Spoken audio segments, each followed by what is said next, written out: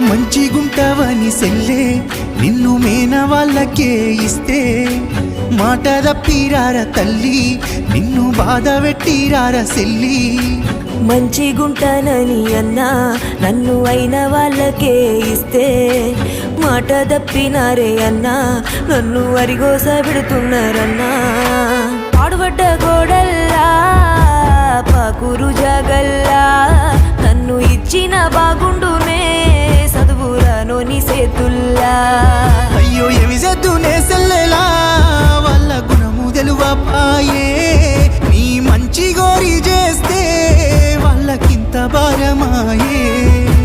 రావేమే సెల్లే నీ రాక కొరకు నేను ఎదురు